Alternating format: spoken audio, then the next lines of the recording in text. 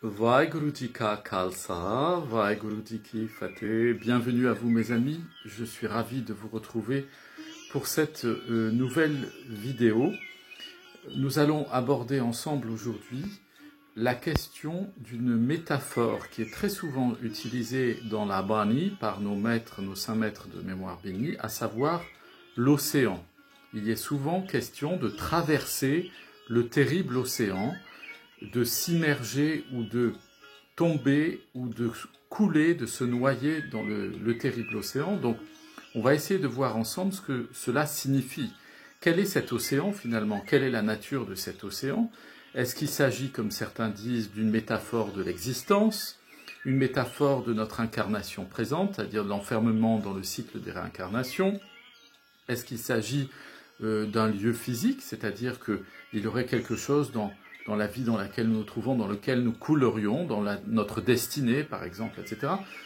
Beaucoup d'interprétations sont souvent avancées à ce sujet, et elles ne sont, si quelquefois elles peuvent être d'un point de vue du symbole intéressantes, elles ne décrivent pas la réalité fondamentale que nos saints maîtres de mémoire bénie veulent nous décrire précisément au travers de la Gurbani. Et pour cela, nous allons, comme c'est mon habitude, aller dans le détail et y compris rechercher l'étymologie et remettre la question de cet océan, de la figure, du symbole de l'océan dans la Gurbani, à sa place pour pouvoir en tirer tous les bénéfices à la fois de la connaissance, mais aussi de la pratique et de l'évolution spirituelle, puisque l'essentiel de la vie spirituelle, c'est de chercher l'immersion dans l'amour du Seigneur Vaheguru pour atteindre ces dimensions de l'éternité et de l'infini.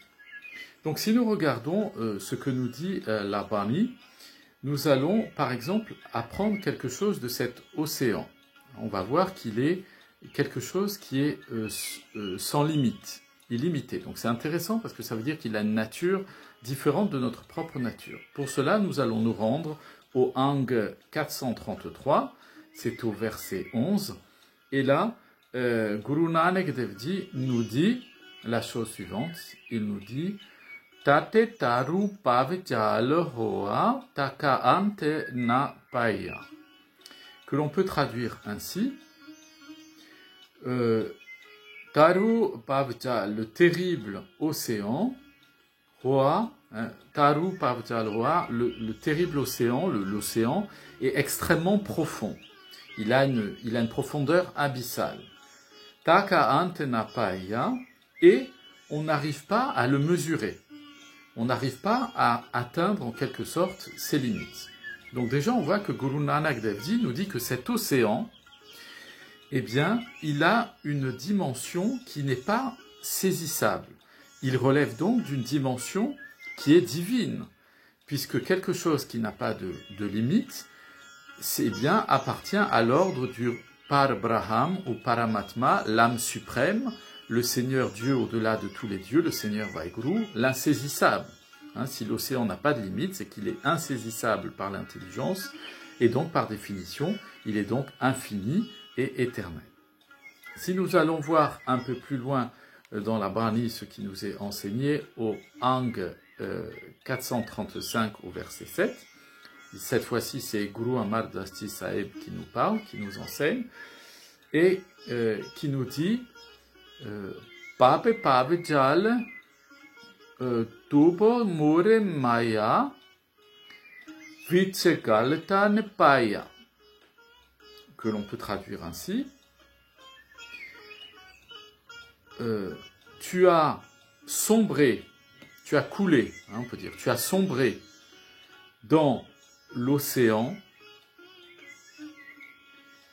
et toi qui es complètement insensé. Donc si j'essaie de le retraduire de façon un peu plus cohérente, un peu plus poétique, c'est « Ô toi qui es fou, qui a perdu la raison, toi qui es un insensé, tu as coulé dans l'océan et tu t'es laissé envahir, submerger par l'illusion, par le maya. » Donc, commençons à préciser, à comprendre un peu mieux déjà quelle est la nature de cet océan.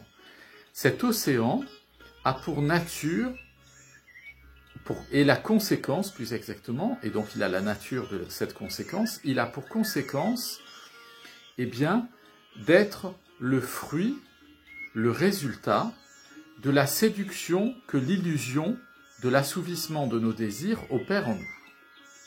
Autrement dit, il y a donc un lien entre la nature de cet océan et nos désirs, nos aspirations, nos volontés, notre volonté la plus intérieure et souvent la plus immédiate, la satisfaction.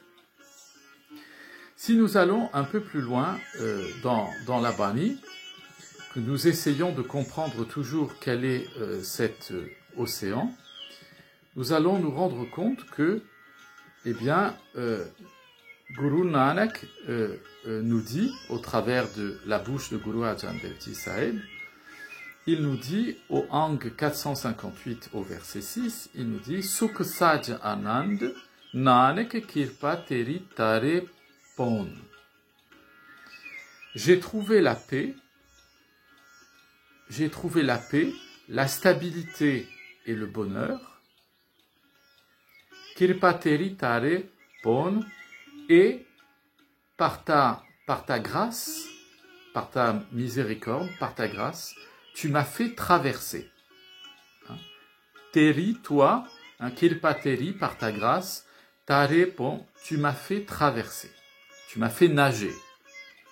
Ici, le mot de l'océan n'est pas cité, mais on voit que Guru Arjan Dev Ji Sahib fait référence à cet océan. Et donc on voit que la manière par laquelle on peut traverser cet océan, c'est par la grâce, la bénédiction que l'on reçoit du Seigneur Vaheguru au travers du Saint Maître, du Sadguru, du Maître spirituel.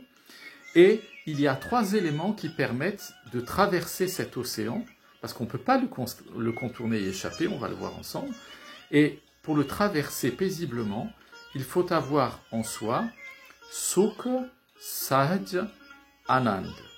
Sukh, il faut avoir en soi, Sukh, c'est la douceur de la paix.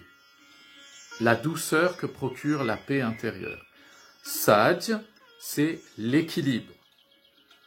Il n'y a pas de vie spirituelle sans douceur intérieure et sans équilibre.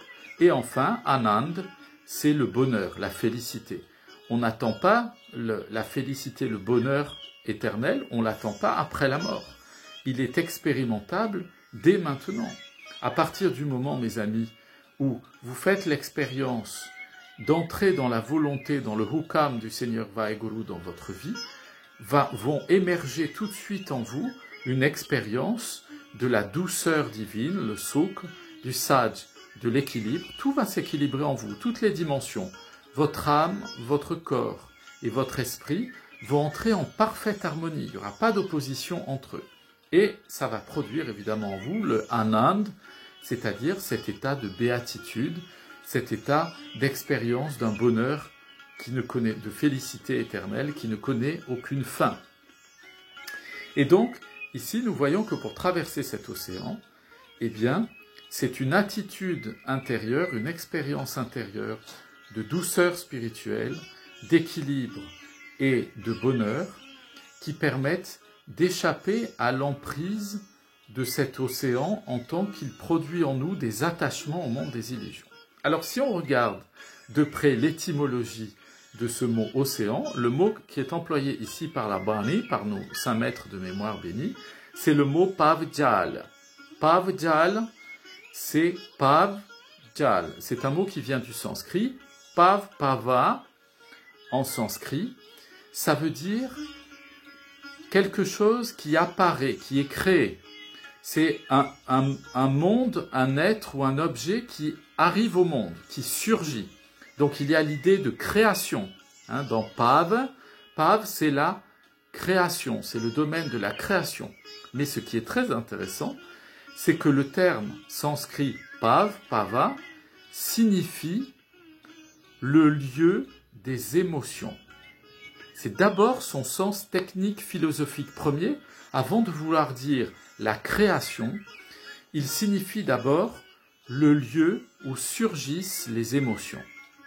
Et là, j'attire votre attention là-dessus, parce que c'est là que se trouve la clé de compréhension de ce mot Pav-Djal utilisé dans la Bani, c'est qu'il va nous parler de quoi? Pav, c'est l'imagination. L'imagination, qu'est-ce que c'est?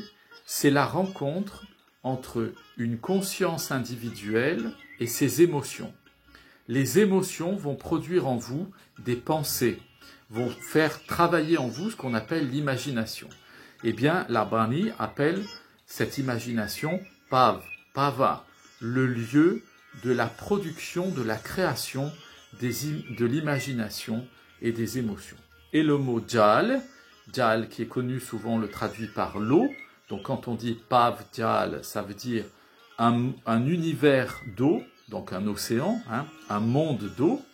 Ça, c'est une traduction peut-être un peu courante, vous voyez, un peu commune en fait, comme si c'est un emploi ordinaire du mot, comme on emploierait le mot lac, étang, rivière, etc. Donc on dirait Pav Djal, une étendue immense d'eau pour l'océan.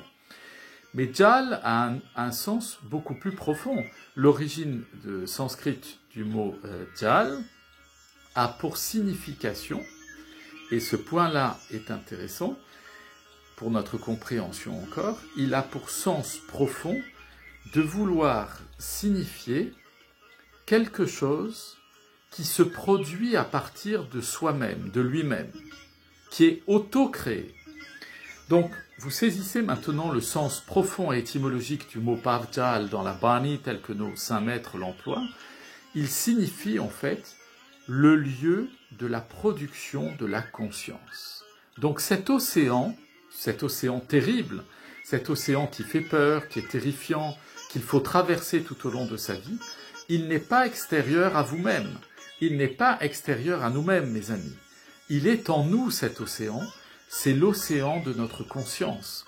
Et nous avons tous l'expérience dans notre vie quotidienne du fait que notre conscience produit très souvent en nous des angoisses, des préoccupations, des pensées, des extrapolations. Quelqu'un vous dit quelque chose et vous allez commencer à broder dans votre esprit et à imaginer que parce que la personne vous a fait telle remarque ou elle a agi de telle manière, ça veut dire qu'elle a telle pensée à votre égard et qu'elle a telle intention et que ça va être catastrophique pour vous, etc. Et de la même chose, quand vous vous emballez pour quelque chose de joyeux, vous imaginez que parce que quelqu'un vous a souri, il va vous embaucher dans son entreprise, ou que parce que quelqu'un vous a souri, il ou elle est tombé complètement amoureux, en amour avec vous.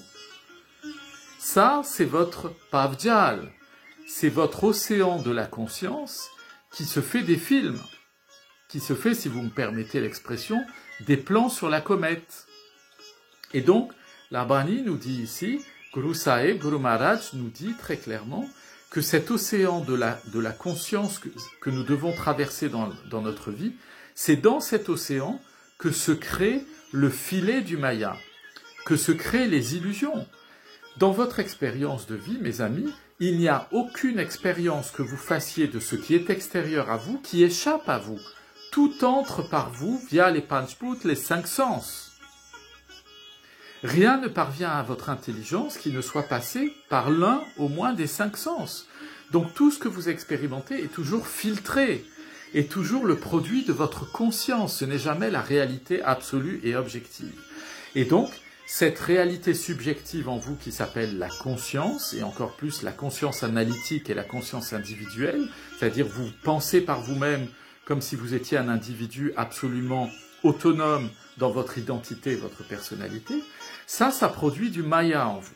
Et pour pouvoir traverser cet océan d'instabilité de la conscience dans votre évolution spirituelle, eh bien, c'est en vous attachant au Sadguru, c'est en vous attachant au maître spirituel, à Guru Sahib, en vous attachant à lui, en écoutant sa Bani, en la mettant en pratique, c'est-à-dire en l'expérimentant, pas comme une loi religieuse à laquelle il faut obéir, mais comme au contraire une expérience que vous devez laisser se dévoiler et se déployer en vous.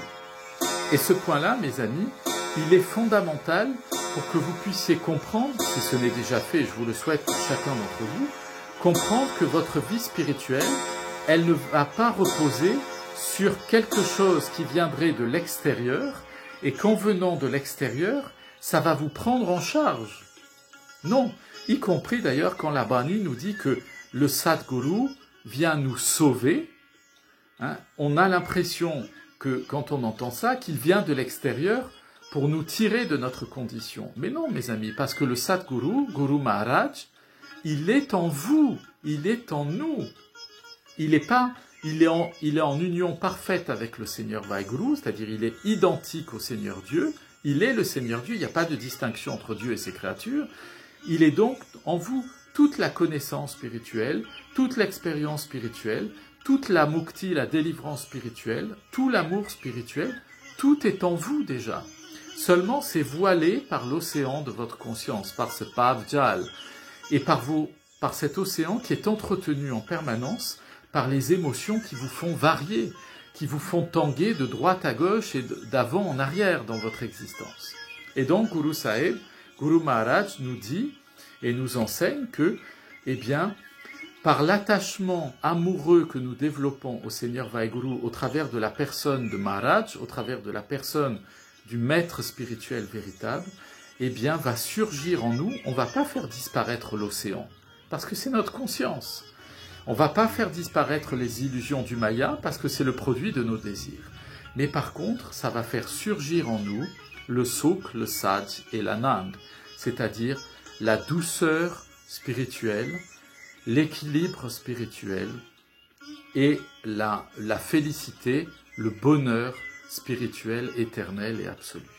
Et à partir du moment où cette expérience de la douceur divine, de l'équilibre divin et de la joie, du bonheur divin surgissent en vous, alors disparaissent en vous les angoisses, les craintes de tout ce que votre conscience peut analyser en permanence et sur lequel elle peut s'attacher de manière souvent excessive en vous faisant perdre votre temps à des illusions, à des angoisses, à des surexcitations d'obtenir des choses que vous n'aurez jamais et qui vont vous mettre en permanence dans la frustration.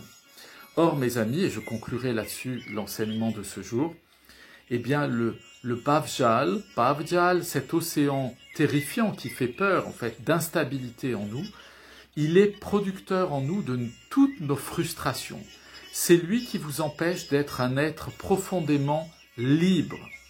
Et le signe et le symbole et l'authentification la plus certaine d'une vie spirituelle qui s'épanouit et qui se déploie dans l'amour de Dieu et dans l'amour du prochain, dans la bhakti et dans le seva, dans l'acte de charité et dans l'acte d'amour divin, eh bien, le critère le plus sûr, c'est la libération de tout ce qui vous empêche pleinement d'être vous-même dans votre vie spirituelle, corps, âme et esprit. Je vous dis à très bientôt, mes amis. Plein de bénédictions sur vous, sur vos familles, sur vos amis, vos voisins et tous ceux que vous aimez. Vaheguru Ji Ka Khalsa, Vaheguru Ji Ki Fateh.